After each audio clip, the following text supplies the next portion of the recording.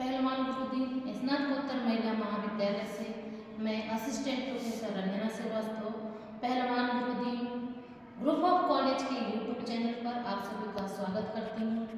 आज फिर मैं समाजशास्त्र विषय से एक नया टॉपिक लेकर आप सभी के सामने उपस्थित हुई हूँ। आज हम सभी लोग पैरोल के विषय में चर्चा करेंगे। आज हम लोग जानेंगे पैरोल क्या होता है। तो आइए देखते हैं पैरोल क्या होता है। पैरोल एक आपराधिक न्याय प्रणाली का एक हिस्सा है। कैदी को सजा समाप्त होने से पहले उसके अच्छे आचरण या अच्छे व्यवहार के कारण अस्थायी रूप से रिहाई को ही पैरोल कहा जाता है।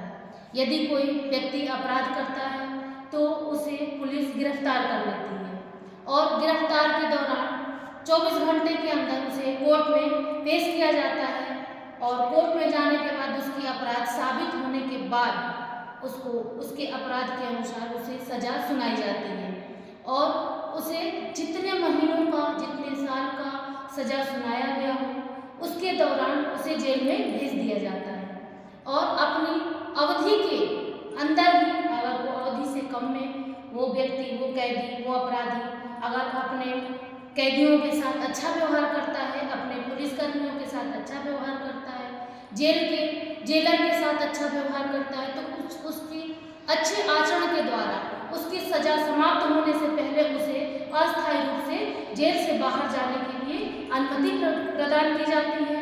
उसे जेल से बाहर रिहाई मिल जाती है तो उसी रिहाई को हम लोग पैरोल कहते हैं या उसे पैरोल कहा जाता है। पैरोल अपराधी व्यक्ति के वकील के द्वारा, जो व्यक्ति अपराधी होता है उसके वकील के द्वारा कोर्ट में दाखिला पेश की जाती है और उस कोर्ट में उसको उसकी जो दाखिला होती है, जो उसका आवेदन होता है, उसको पैरोल के नियम और शर्तों के अनुसार मान्य किया जाता है और उस अपराधी व्यक्ति को पैरोल दिया जाता है। यदि कोई व्यक्ति जेल के भीतर अवैध कार्य करते हुए पाया जाता है, वो किसी के साथ मारपीट करते हुए पाया जाता है या वो जेलर को गाली देते हुए पाया जाता है तो उसे पैरोल नहीं दिया जाता है। तो पैरोल को हम लोग अच्छे से समझ गए हैं कि किसी अपराधी को उसके अच्छे आचरण के द्वारा उसकी सजा के पहले, सजा समाप्त होने से पहले उसे कुछ अस्थायी रूप से उसको रिहाई मिलती है। उसी रिहाई को हम लोग पैरोल कहते हैं। आइए देखते हैं पैरोल के प्रकार। पैरोल दो प्रकार के होते हैं। पहला पैरोल होता है कस्टडी पैरोल और दूसरा होता है रेगुलर पैरोल। कस्टडी पैरोल ऐसा होता है कि जैसे किसी व्यक्ति के घर में अगर कोई किसी की मृत्यु हो जाती है, कोई मर जाता है तो उस व्यक्ति को पुलिस के साथ ही उसके घर भेजा जाता है कि वो उसकी मृत्यु में, उसकी अंतिम संस्कार में वो शामिल हो जाए। तो उसके साथ पुलिसकर्मी भी मौजूद रहते हैं, उसे कस्टडी पैरोल कहा जाता है। यदि उसके घर में कोई व्यक्ति बहुत गंभीर रूप से बीमार है तो उसे कस्टडी पैरोल दिया जाता है, पुलिसकर्मी तब भी उसके साथ रहते हैं। और तीसरी बात, जब यदि उसके घर में किसी की भाई बहन की किसी की शादी होती है तो भी उसे कस्टडी पैरोल दिया जाता है। उस समय उसके पुलिसकर्मी उसके साथ मौजूद रहते हैं। उसका समय निर्धारित होता है, उसका निर्धारित समय है 6 घंटे। 6 घंटे तक उसको कस्टडी पैरोल दिया जा सकता है। दूसरा है रेगुलर पैरोल।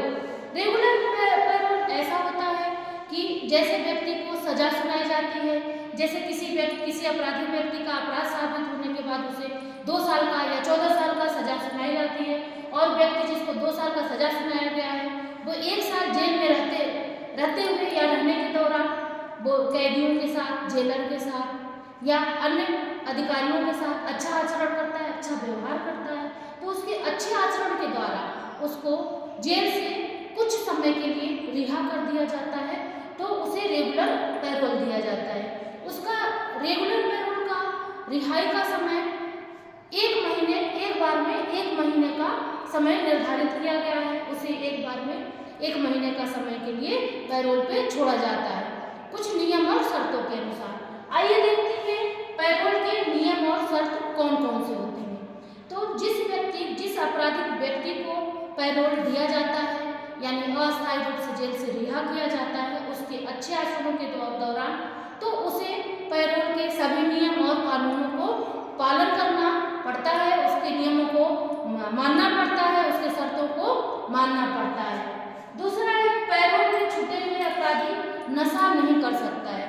जिस व्यक्ति को पैरोल दिया जाता है वो जेल से बाहर तो रहेगा, लेकिन वो नशा नहीं करेगा और नशा की ऐसी जगह जैसे शराब की दुकान हो या नशा की ऐसी कोई जगह हो, वहाँ पर वो खड़ा भी नहीं हो सकता है।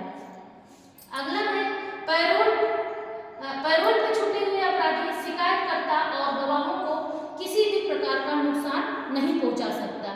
यानी जिस व्यक्ति को, जो आपराधिक व्यक्ति को पैरोल दिया जाता है, वो व्यक्ति जो उसे शिकायत करता है, जिसके द्वारा उसको अपराधी साबित किया जाता है, उसको सजा मिलती है, उस व्यक्ति को कोई नुकसान नहीं पहुंचा सकता पैरोल के दौरान।